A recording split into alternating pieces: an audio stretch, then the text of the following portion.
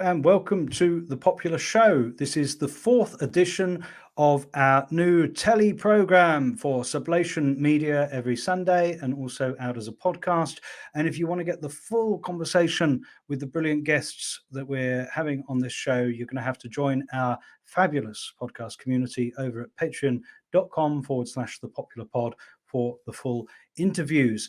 I'm joined today by Oliver Eagleton and Cait Doherty. They are both editors at the New Left Review, Britain's venerable organ of left thought. And Oliver has a great book about the leader of the opposition, the leader of the Labour Party, Keir Starmer, and his murky back history. Cait has a brilliant article called Two Atlantic Lefts in the current issue of the New Left Review, which is about the twin fates of the left in Britain and America after the defeat of their major recent electoral projects.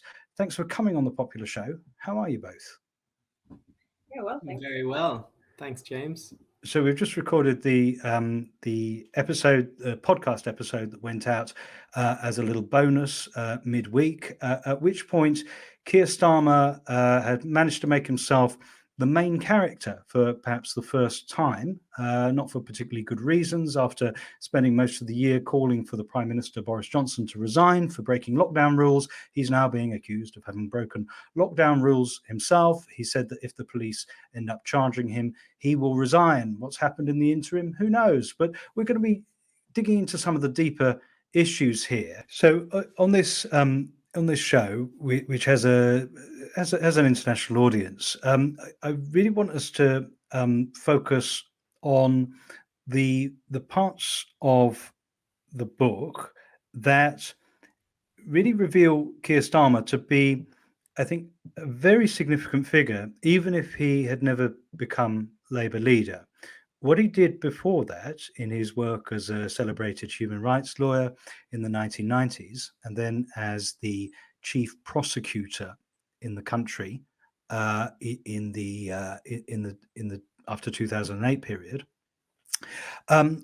really kind of cuts to the heart of a lot of the changes that happened in political culture at that time, and also to the heart of the development of foreign policy in the imperial core, and what, dare I say, we might even refer to as the deep state. So we're going to cover that.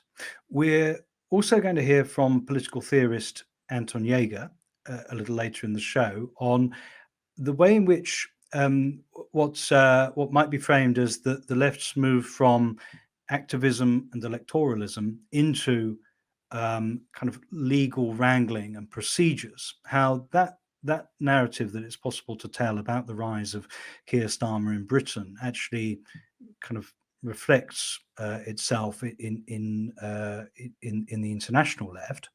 And we're also going to talk about Cait's work on the fate of those lefts after the defeat of Bernie and Corbyn, and how that fits into the picture of what Starmer's been doing, and again the relevance of that internationally.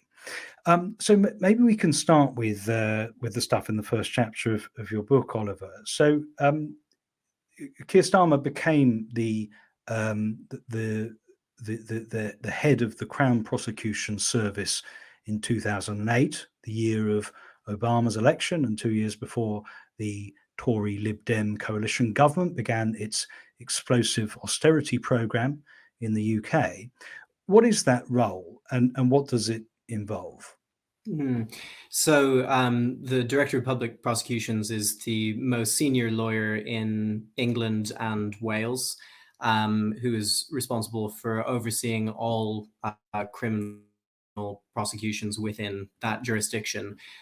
So although they don't by any means deal with every single case, or a huge proportion of them, they oversee a huge network of CPS prosecutors, and they will often sort of intervene in particularly sensitive or complex or high profile cases. They'll alter prosecution guidelines in order to advise prosecutors lower down the ladder on how they should be approaching certain cases. And they'll kind of be in constant contact with the heads of different regional prosecution services about, the challenges they're facing in their constituencies. You paint a picture where Starmer's position, Starmer's running of the Crown Prosecution Service was characterised by simultaneously making changes in the service so that it became much more involved in advancing the interests not just of Britain but of America and the American state as well, while in the decisions he made in the more traditional duties of the role also sort of fitted with that and tended to be decisions that defended the authorities. We'll get into some of those examples, but the really kind of jaw-dropping thing is the description you give of how Starmer more or less integrated the Crown Prosecution Service with the Foreign Office, and with a tremendous amount of working with the Obama administration. Perhaps you could tell us that story. Yeah, absolutely. So several years earlier, a division of the CPS was established, the International Division. And this was set up by a Whitehall lawyer, but it lay kind of dormant and useless for years, and had a number of advocates within the service who, when Starmer got the job in 2008, essentially convinced him to sort of massively expand this overseas department. And it was really premised on the idea that a domestic crime prevention strategy, can't just be confined to Britain's borders. There's the potential for, threats in faraway places to reach our shores, and you have to make sure that they don't by collaborating with foreign judicial systems and helping to clamp down on them before they get here. So, I mean, the main crimes that this applies to were sort of migration offenses, drug smuggling, or terrorism. And as part of directing this work and deciding where to dispatch CPS lawyers to liaise with their counterparts in other legal systems overseas, Starmer worked very closely with what you might call kind of the deep state, both the National Security Agency and the Specialist Operations Directorate, the kind of core of the British intelligence services, and also with the Foreign Office, with politicians and civil servants who were in contact with the CPS about how best to advance their foreign policy agenda. And this was in a kind of post-war on terror era in which, projecting soft power was very important to the Cameron government. And, a CPS lawyer put it to me that Starmer played a huge role in that, in as much as he often personally would go out to these, countries that were kind of CPS targets, and meet with politicians there, or meet with the head of their, judicial services, and convince them to accept these kind of reforms that the British state had drawn up in its interests, say to kind of cut off cocaine smuggling routes, or ensure that, in many cases, drugs offenses are sort of robustly prosecuted. On the condition that they accepted these reforms, then often, Starmer would sort of pose for photo ops with the president, and it would be a great honor to have this kind of respected representative of the British state here, kind of, legitimizing their government or whatever. So that was one way in which, the coalition government, worked quite closely both with Starmer and with his colleagues at the CPS in the era of austerity, when institutions like the CPS were being kind of drained of funding for their domestic activities, and then were, as a result, much more reliant on kind of government largesse, which was given out for, you know, programs and services that would advance their agenda. So this was sort of one example of that.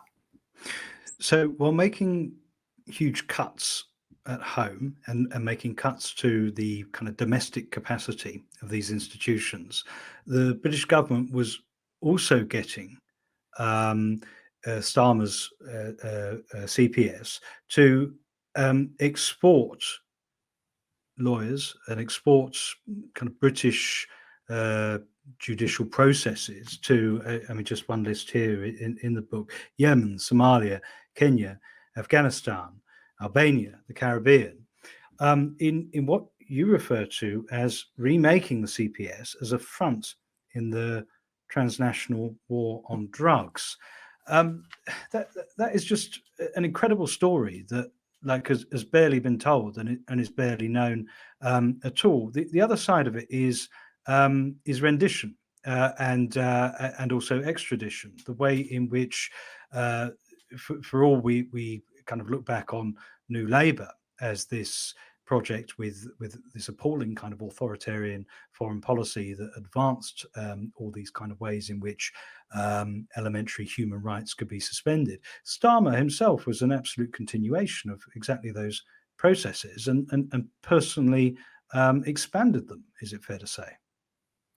Yeah, absolutely. Well, you know, that list of countries that you just mentioned, obviously their human rights records are appalling, and you might think that a human rights lawyer like Starmer would care about that. But in fact, when William Hague announced a new program of collaboration between the Foreign Office and the CPS in 2013 to tackle terrorism overseas, he said, you know, and we'll be working with countries with a kind of, you know, checkered approach to human rights. But the right thing to do in that situation is not to disengage, but to, you know, help them reform, help them along the way. You know, the unspoken implication being, you know, we'll sort of put that on the back burner until later and work with these countries to advance our interests through their judicial systems. So yeah, this is a history that really hasn't been written. There aren't, you know, that many public documents of it. But this work of Starmer is also extended to striking up quite a friendly relationship with the American Department of Justice as well, and going on several trips to meet the Attorney General Eric Holder, famed for massively expanding the interpretation of espionage charges to go after whistleblowers and journalists, and also expanding the scope of who could be prosecuted for abetting terrorism, using that to crack down on various NGOs and civil liberties organizations. So Starmer established a close working relationship with Eric Holder. And the story I got from various people who were in meetings with the two of them and who knew about the collaboration between these institutions, talked about how, you know, the Obama government essentially knew that the American state's reputation abroad had been so severely damaged by the war on terror that, you know, its ability to do what the CPS was doing in exporting some of these, you know, legal best practices to other countries was really compromised, and that, you know, many countries just simply wouldn't accept their involvement. So it was useful to have a proxy like the British CPS working on their behalf, and they received funding from the State Department for that end. So, you know, this caused some consternation among certain colleagues of Starmer's, one of whom said to me that, you know, as lawyers, our independence is incredibly important. And the last thing we should be doing is taking kind of top-down instructions from the government or from, you know, not least from the American Department of Justice.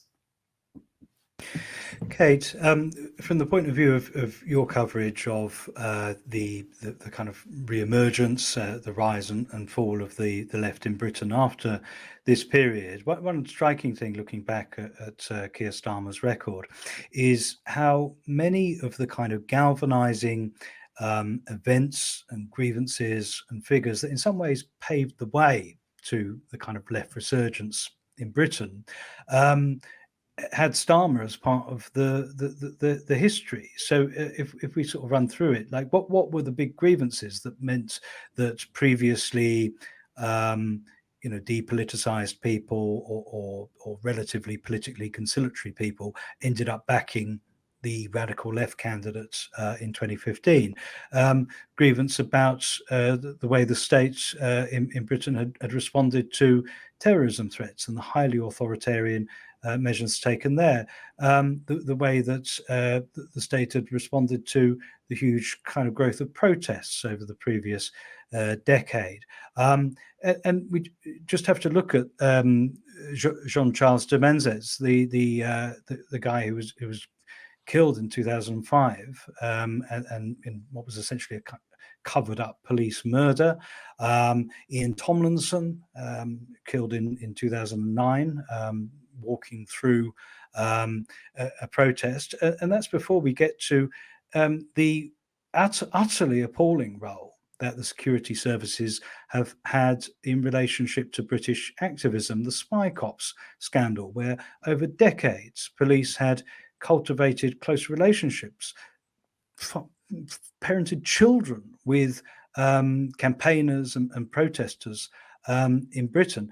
All of these people were, the people responsible were let off by Starmer's CPS. And yet these kind of galvanizing figures and events for the left, it's led to a situation where we're led by the guy. The British Labour movement is led by that guy. Looking back on this, does that seem like a strange tension to you as well? Well, I mean, I think we have to understand Starmer is really just a return to kind of, to form for the Labour Party, and Corbynism is the great exception there. All this kind of outlining of Starmer's cooperation with the Attorney General is the root of his kind of, or at least the public roots of his kind of strong Atlanticist commitment, which was the great break in Labour's foreign policy under Corbyn, like a commitment to an internationalism that Labour, the Labour leader never really truly espoused before. And obviously that was behind his kind of, opposition to the Iraq War, his position as this kind of, the good, strong socialist conscience of Labour during New Labour especially. So yeah, I think, it is obviously a tension now, but I think it's a tension that's kind of explained if you look at the kind of the fact that Corbynism arose basically out of the kind of rechanneling of a certain amount of frustrated energy that had, kind of basically post 2008 found its expression in a series of social movements. And really by kind of, the time of Corbyn's election, those social movements have been, quashed by a very authoritarian disposition under the Clyde Cameron government and then just Cameron, so that you ended up with a kind of like professionalization almost of a kind of a new generation of left activists who no longer had perhaps the kind of autonomous or kind of anti kind of electoral trend of people kind of 10 years earlier. And I'm speaking as someone for whom kind of joining the Labour Party in 2015 was a step I thought I would never take. That was kind of that they were the enemy for me, kind of in my my kind of early student organizing days, because of the kind of the long shadow of the Iraq War in particular. So Corbynism really was this this quite unique kind of I guess like kind of bubbling cauldron of energy that came out of a post 2008 moment, that then kind of as those social movements failed to kind of really force any change through protest under the conditions of austerity, found its expression temporarily in the kind of emergence of a Labour left that was able to win the leadership. It's easy to tell a version of this story, and it sometimes has been done, of Starmer's back history as a kind of classic move from the left to the right. So the young Trotskyist, who then becomes kind of part of the NGOification of the left in the 1990s, continues to work in human rights, but then increasingly becomes authoritarian. I think that a more complicated view emerges from Oliver's book, where there's a lot of kind of, well, there's a sort of way in which both impulses seem to occur simultaneously at points in the career. But it also kind of made me think about how Starmer might be thought of as a kind of reflection of the New Labour ethos in general, which did combine a huge amount of authoritarianism with a sort of professionalization of new left impulses and topics and interests and frames of feeling, as it were, turning them into processes, institutionalized processes. So, minimizing the role of direct action, protest, consciousness raising, these traditional kind of left approaches, and converting them into institutions and rules. And so those, I guess what I'm saying is those two things needn't be thought of as totally separate. It's like, how strange that the same political project that did this one thing also did the other, but rather as absolutely kind of knotted together.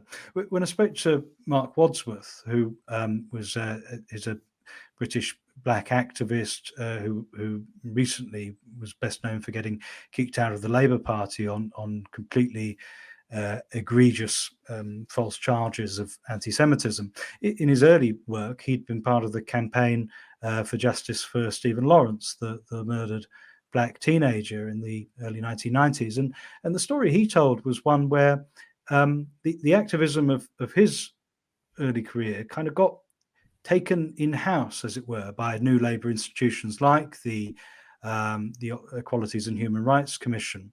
And once that happened, those institutions necessarily started to reflect the priorities of the government of the day.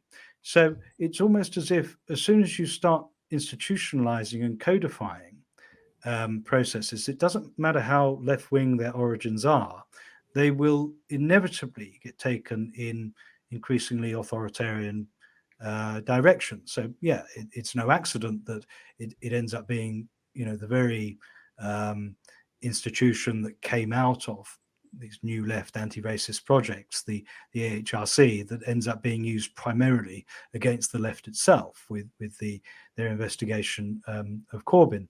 So in that regard, maybe Starmer is not so much somebody who kind of gradually moved right despite his original left-wing radical impulses, but rather somebody who almost personally embodies this absolutely disastrous way in Britain and elsewhere that the left ends up helping authoritarian agendas by consenting to process and codification. I think that's a really, incisive reading. And that's certainly what some of Starmer's former comrades in organizations like the Haldane Society of Socialist Lawyers thought about him, even at the time that, he was sort of had an obsessive drive to kind of modernize the institution, by which he meant, sort of codify it and set up a series of, kind of normative protocols and procedures to make it operate as efficiently as possible, which as a model for a kind of political campaigning organization isn't always, the right one to turn it into a sort of rigidified bureaucracy. But it was this same ethos that he then, many years later, took to the CPS, and it was useful for the new Labour government to have him there. I've heard from people that they were really delighted about his application because he was a defense lawyer, a human rights lawyer, and that was something that a few years previously would have been unthinkable for this institution known as kind of, one of the punitive organs of the British state.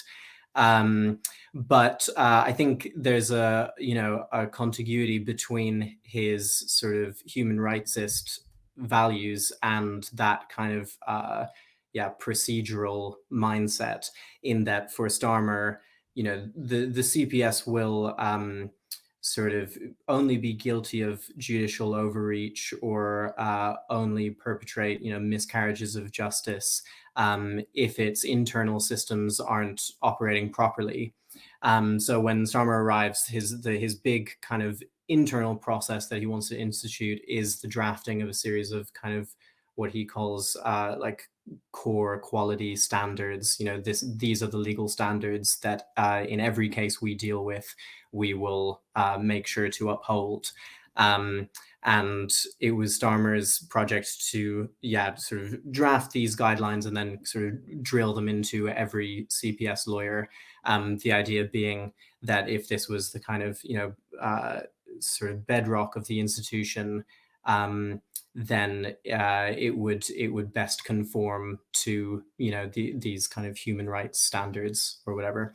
But I guess that's an incredibly kind of depoliticizing way of seeing the CPS at a time when in the end years of the New Labour government, a new criminal offence had been put on the statute book for every single day they were in power. And when you're at the head of that organization, you're not going to sort of overhaul its role as a dispenser of harsh justice simply by instituting these best practices. And as Starmer's tenure goes on, you see, I think the mutation of the CPS, as we were talking about earlier, into even more of a kind of instrument of the national security state, in an especially pernicious way under the coalition government, when it becomes a tool for hounding and prosecuting people thought of as benefits cheats, or people involved in the student protests, or people involved in the London riots in 2011. This is The Popular Show. I'm James A. Smith, and I'm talking to Cait Doherty and Oliver Eagleton. They are editors at Britain's New Left Review. I also spoke to Anton Jäger, and we're going to cut to a segment of that interview now. He, in an article very relevant to what we're discussing here, he's described in The Guardian how increasingly the left is pushed into a position where it has to revert to the courts and legal procedure in order to contain the alleged excesses of the right. The pattern from direct action and electoralism to proceduralism and the courts that Keir Starmer in some way embodies is being reflected in the left internationally. If you want the full interview with Anton Jäger, as well as all of our other archive of bonus episodes, you've got to join our little podcast community over at patreon.com/thepopularpod, where there's also going to be bonus stuff with Cait and Oliver. But I send you over to Anton Jäger now.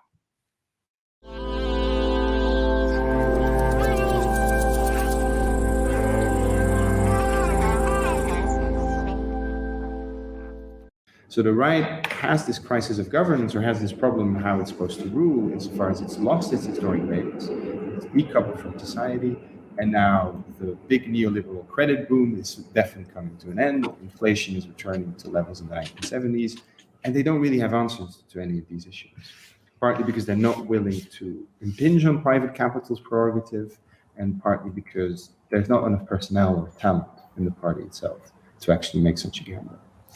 Now, one way to compensate for this issue is that you basically rely on the negative strategy, in which you lure certain of your opponents into the judicial sphere, force those opponents to become defenders of judicial power, and that allows you to pose as a defender of a assailed, disenfranchised majority. So even if you don't have any concrete material benefits to give to the electorate, you can still pose as a defender of democracy purely because your opponents are not fans of democracy as a whole. And I think that's precisely what we saw with the Rwanda plan. It was like clockwork that a week later you saw Daily Mail headlines saying left-wing NGO lawyers are trying to block government's fair immigration policy. But it was clear if you looked at the plan that it didn't make any sense. Logistically, it was a complete shambles. And the plan all along was just to get this headline and communicate to everyone that the Tories are a party in favor of the people's will and of democracy, and there is this evil clique of lawyers that is trying to thwart the implementation of that.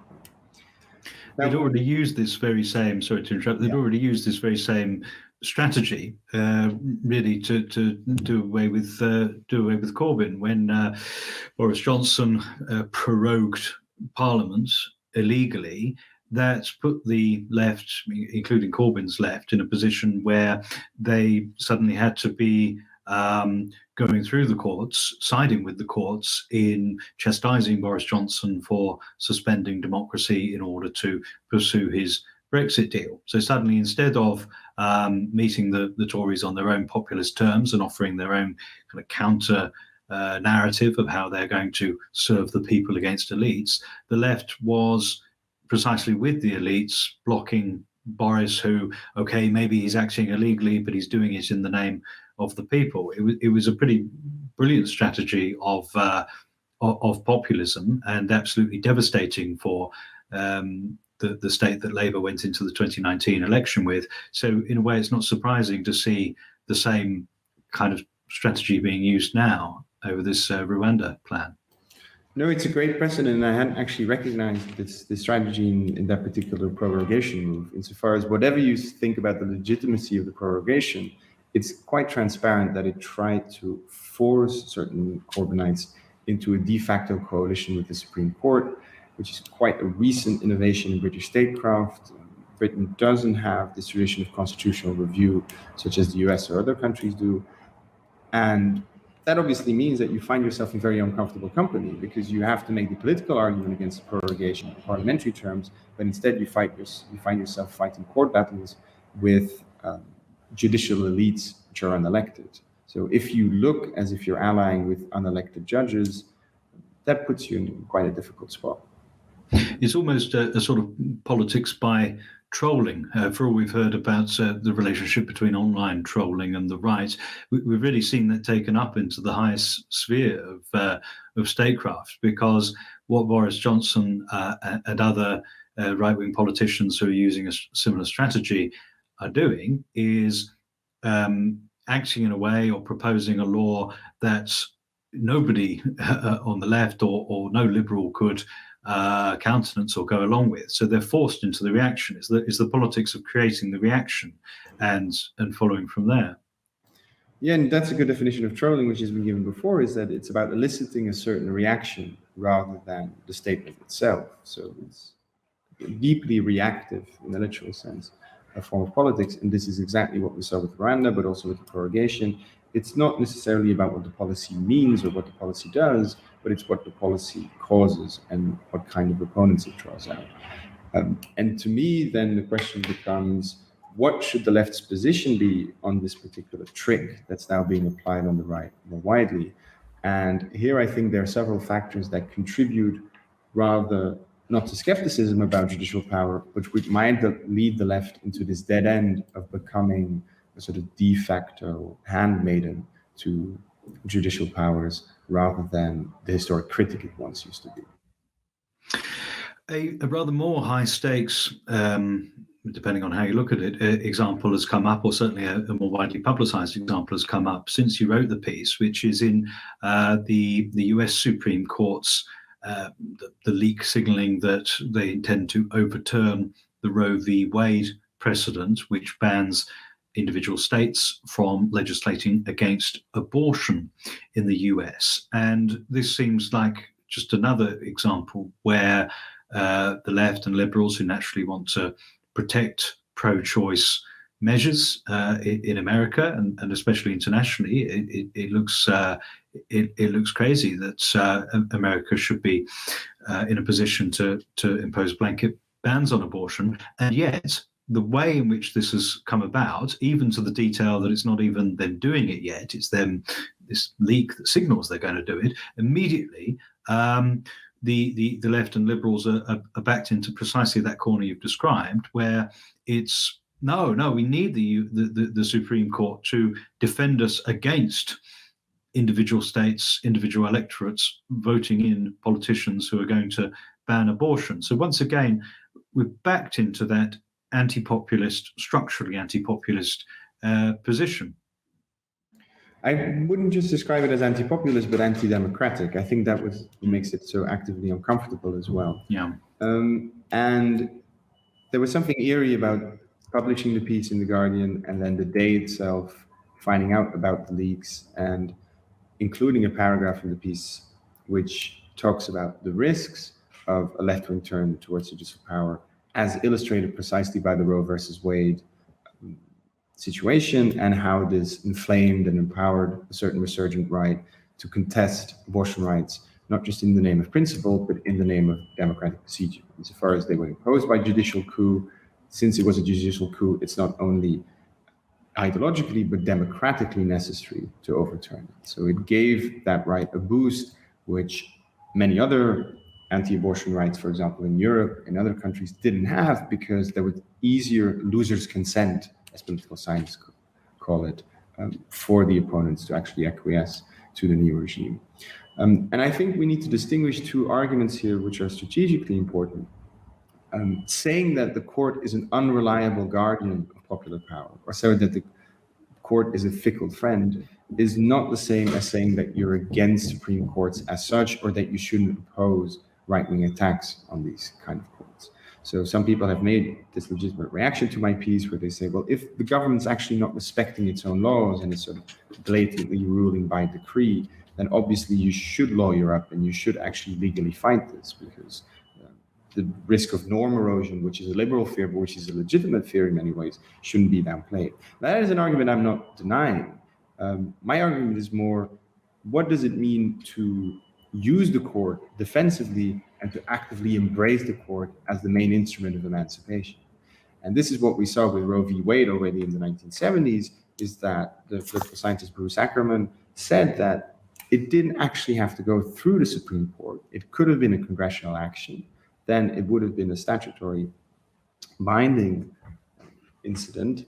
And this would have made it far easier to actually arrange a democratic transition towards a more liberal abortion regime.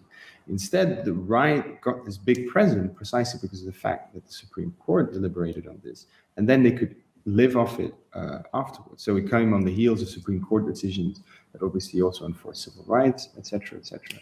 But if you just look at what the Supreme Court has done in terms of labor rights, whether it's in the late 19th century, whether it's in the 1940s around Taft-Hartley, it's never been the left's friends either. So it's a very unreliable ally. And the idea shouldn't be that you're against the court, it's just don't trust the court. So you don't have to unleash war on the court for it not to be trusted. Those are two different attitudes. So you can be strategically careful about how the right tries to undermine the rule of law, but that doesn't mean you have to become a judicial stooge, basically. Yeah, I mean that the precariousness and the openness to the charge of being unconstitutional in itself of the Roe v. Wade ruling is a real problem here, and a real problem for a left that simply wants to defend it or retain it or go back to it. I mean, the Times, the UK Times, editorial had this headline: a draft US Supreme Court ruling would overturn judge-made law and put the issue in the hands of elected politicians. That is the right approach. Now, that seems ghastly in its opportunism, because they're saying it in a country where there's no possibility for now of overturning abortion rights. So it's all very well the Times saying that about America. There is a sort of callousness there. But I think what's most disturbing is that actually it does cut to the core of a real problem, a strategic problem right now, and in this case, but also really a structural problem about operating as a left within liberal democracy. Because the simple fact is that social liberalism, measures that most of us, most people listening to the show sort of take for granted, have very rarely been imposed by democratic mandates. I mean, in Britain, the great sort of liberal flourishing of the ending of capital punishment, legalization of homosexuality, legalization of abortion, and the introduction of no-fault divorce in the 1960s. None of that was in Harold Wilson's manifesto, to my knowledge, all of it was done kind of through private member bills or in Parliament. It's very rare that these measures have been subject to a democratic decision.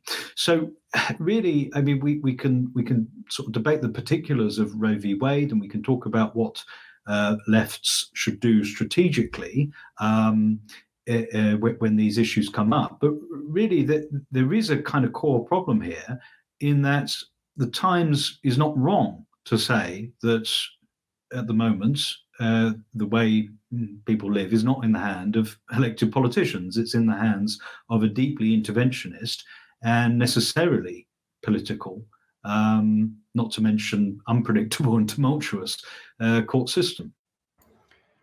Yeah, very good points. I think there are three further issues we should investigate. The first is, of course, that this critique from the right is hypercritical because the right itself is very keen on judicial power when it serves them.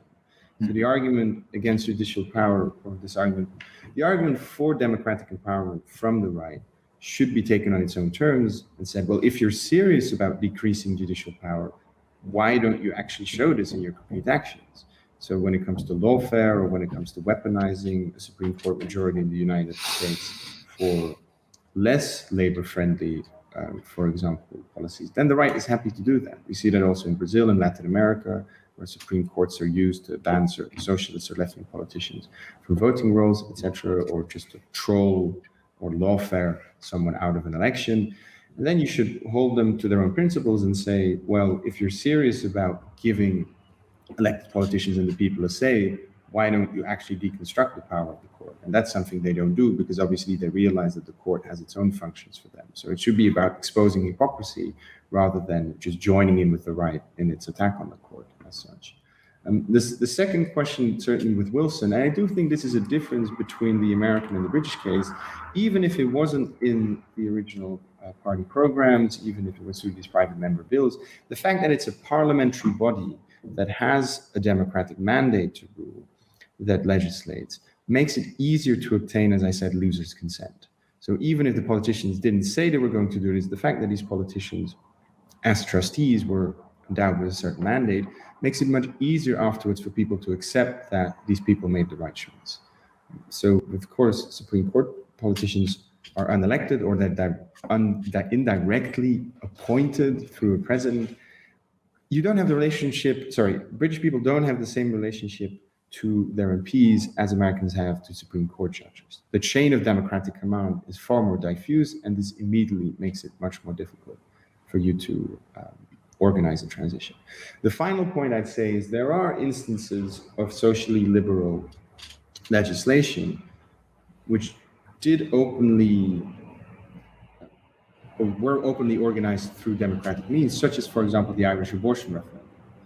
This is the classic example where public pressure sustained over a couple of years, real sort of organizing and mobilization, coupled with, of course, changing cultural attitudes within society, does produce a much more durable result. Because now the anti-abortion minority in Ireland can say, well, we had the fair fight and we lost it. Why would we contest it again? And I think this shows that, yes, socially liberal policies do often require or are often implemented through ways which are not directly democratic. But even there, I don't think the situation is as negative as the left sometimes likes to pretend.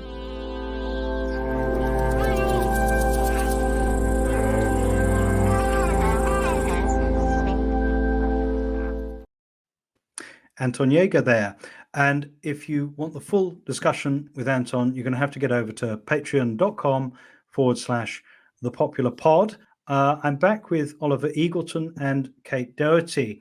Cait, you've got this great piece out in the current edition of the New Left Review called Two Atlantic Lefts. And I wondered if you could sort of pick up the story. We've been talking about Keir Starmer's history and the way in which both his actions and also kind of his whole sort of demeanour and ideology really reflected the way in which the alleged party of the left in Britain was transformed over the 1990s and 2000s. We've all lived through the Corbyn and Bernie radical left electoral experiments of the past few years, and we're a couple of years into the defeat of those projects. That comparison is really what your piece is about, what the left did next in America and in Britain. So perhaps you could sort of sketch what the personalities, the groupings that have come up in the shadow of those two old guys of the new left have been. Yeah, sure. I mean, I think even to phrase it as kind of like what the left did next is kind of unfortunately kind of overly optimistic. It's more kind of what was left after the wave kind of receded from these two enormously popular and left populist democratic socialist electoral projects. To kind of electoral campaigns led by Bernie Sanders and Jeremy Corbyn in the UK and the US. And obviously, it's important to put that in a kind of, at least a kind of European perspective, if not a kind of more global one. These weren't the only kind of iterations of left populism that we saw in the post-2008 moment. But I think what, one of the kind of focuses for me in writing the piece was to think about, after you see the kind of the breakdown of Syriza and the difficulties encountered by Podemos and, other kind of left populist movements in Europe, set the left within the Democrats and the Labour Party apart was these were insurgent movements within existing political parties. This wasn't an attempt to kind of to create a new left populist movement. It was an attempt to kind of to bring these two traditional parties further to the left through, utilizing some of the kind of activist tools, I think, of the generations kind of movements that have followed the crash through, Occupy, BLM, the anti-austerity movement in the UK, and these kinds of things. So kind of, we know the story of those electoral campaigns and where they faltered, but it's not just, the kind of the national elections that matter here. There were also representatives elected on the back of those programs. So who are they? What are the conditions that they face?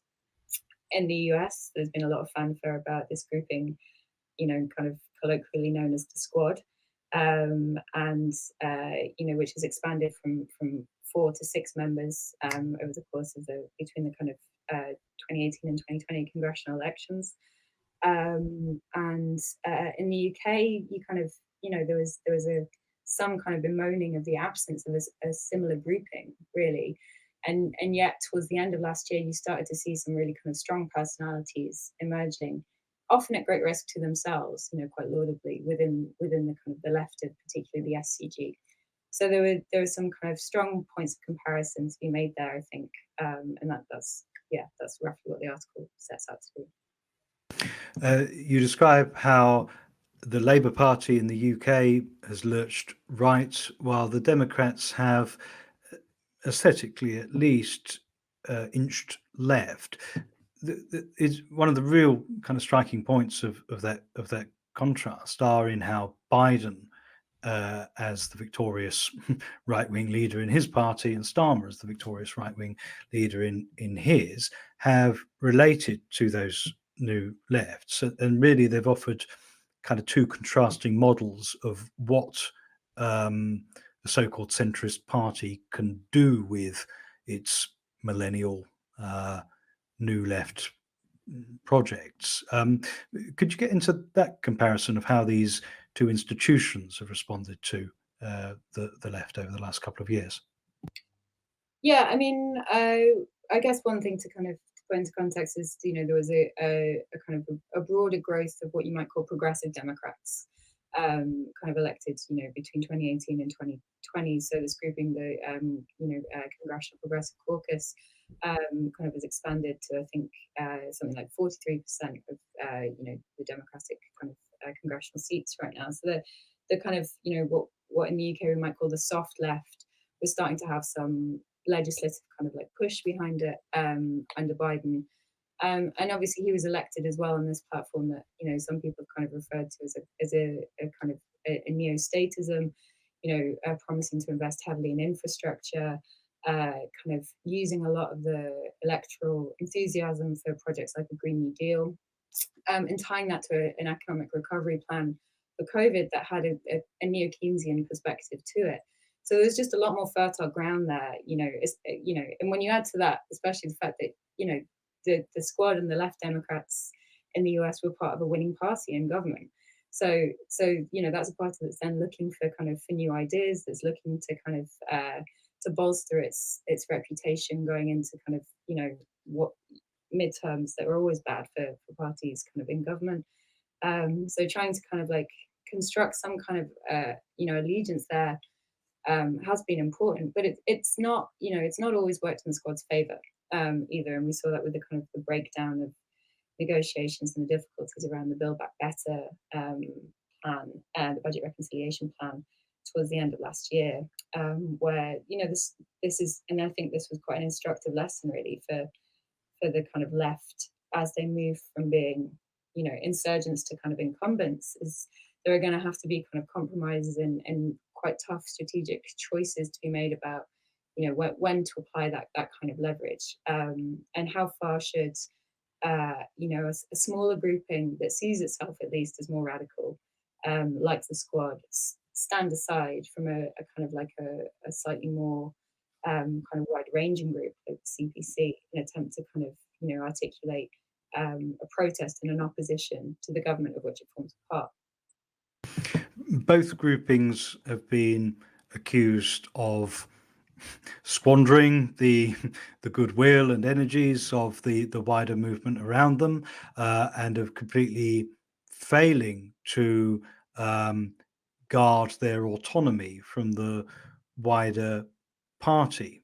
In Britain, despite the fact that Starmer has made it quite clear that he wants the Socialist Campaign Group removed from the face of the earth, there's been very little in the way of kind of organised or concerted resistance, and very little in terms of providing leadership to the wider left in the country, something that Corbyn was always pretty good at. And in the States, despite the fact that Biden is rock bottom in terms of popularity and has delivered very little of all that promise, even as usual, there are seemingly limitless funds available for the war machine.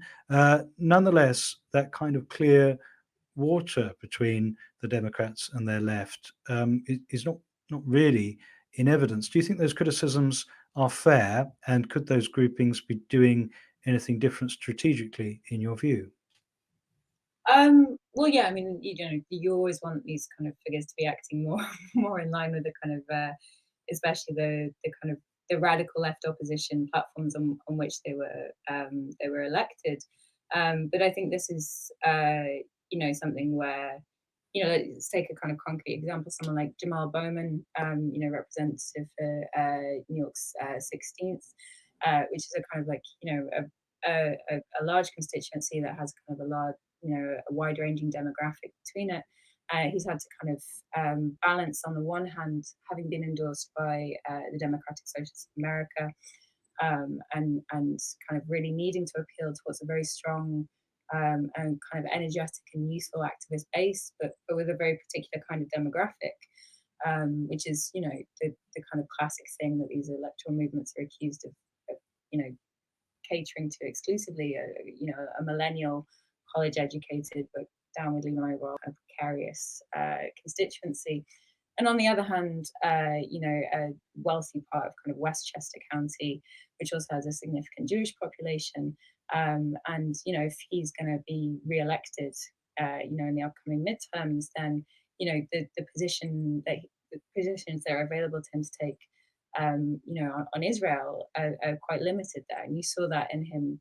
You know, he kind of talked the talk through the DSA kind of endorsement process, but then when it came down to the crunch and the vote on the Iron Dome, you know, he absolutely abdicated kind of, you know, from any leftism, and has maintained that line, you know, pretty consistently in terms of his position on NATO as well. So yeah, I think there are always going to be these moments of tension, especially as these groupings enlarge, and you're forced to kind of like make compromises about, the kind of, the places in which you can kind of elect representatives of these programs.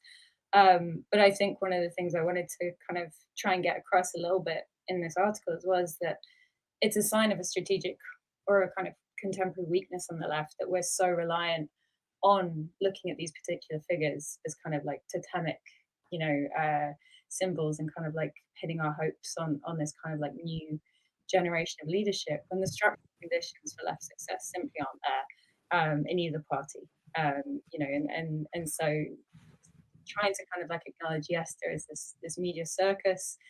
It feels good to have some optimism. It feels good to see, Zara Sultana do a great tweet, or kind of like deliver a great speech in Parliament, kind of, in opposition to, Boris Johnson much more forcefully. She's done a much better job of that than Keir Starmer has in the last couple of years. But that doesn't, these kind of these small moments of almost kind of like release don't change the operating conditions for the left within these parties. This moment historically. Earlier in this episode, we were talking about how New Labour and with Keir Starmer in its orbit was able to sort of take in-house vocabularies and priorities and frames of feeling from the New Left, from the radical left, and actually bring them into a finally very reactionary agenda. You wrote very interestingly about the role of what we might call, for shorthand purposes, identity politics, especially in the US squad. And a couple of the sort of direct references are worth just taking out of the article. The squad members tended to put a distinctive rhetorical stress on their personal identities, grounding their political narratives in their own experience of the hardship of their communities' lives, as well as quotidian misogyny and racism. Affect, deprivation, and trauma enabled an authenticity of political voice and action that the millionaire Democratic incumbents they were challenging would never be able to employ. Twitter was a crucial platform for this. Beautiful prose, Cait. Thank you for that. So there is a distinctive strategy here that maybe the older Democrats, the establishment Democrats, are not so kind of well trained in, and that maybe it's fair to say has only appeared in sort of simulacrum form in the discourse of the left in Britain. But as you say, subsequently, there is a kind of relationship between that often very galvanizing kind of rhetorical strategy and a sea change in liberal American culture, wherein personal testimony has become the foundations of new popular politics of authenticity.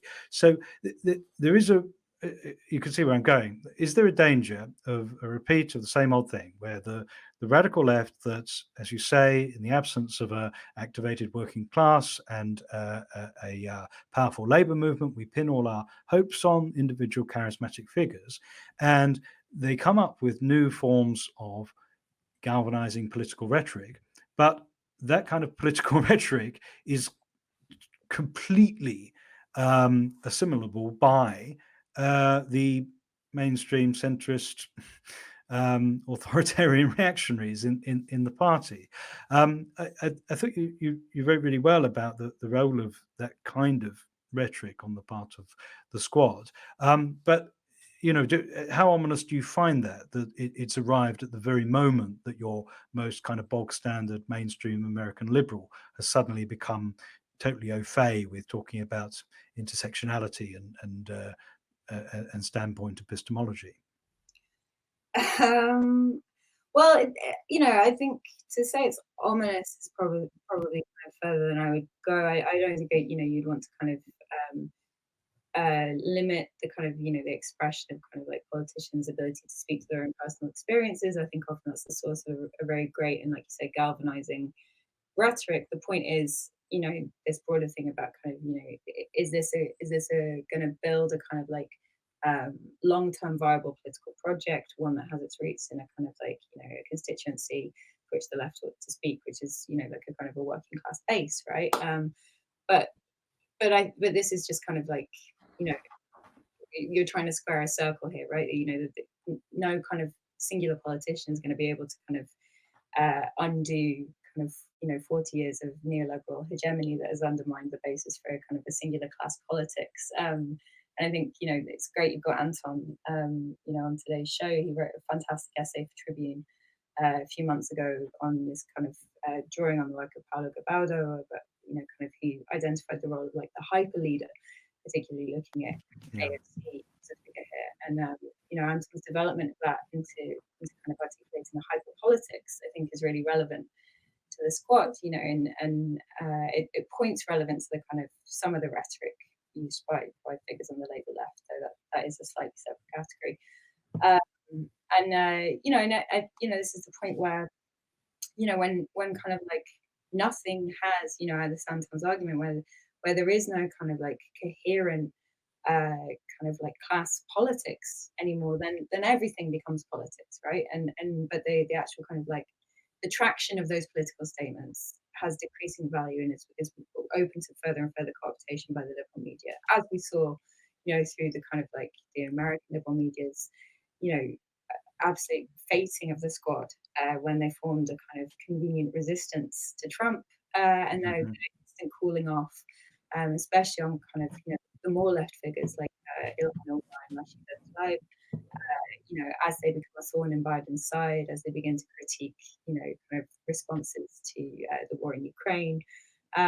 So, like to kind of, these things will always be a kind of they're not, Twitter's not going anywhere. Politicians are going to have to kind of like, self-manufacture these kind of like personae on the internet. But really, I think the whole kind of like confection of a squad is something that came out of this like social media push, and is something I think we should be really wary of when we're assessing the records in government of these politicians, especially. This is The Popular Show. I'm speaking to Cait Doherty and Oliver Eagleton from the New Left Review. You can read Cait's current piece in the current issue of the New Left Review, and you can read Oliver's expose of the history of Keir Starmer, the Labour leader, in the Starmer Project. I've got some more things to ask you, as generous as you've already been with your time, but before I do, we've got to say goodbye to the YouTube audience. And if you want to hear about the stuff that Oliver had to leave out of the book, if you want to hear some more discussion of Cait's arguments about where the left is right now, as well as my questions about the New Left Review itself, you're going to have to get over to patreon.com/thepopularpod, where you're also going to get the full version of the discussion with Anton Jäger. See you over there for the continuation of this great chat, or see you next week.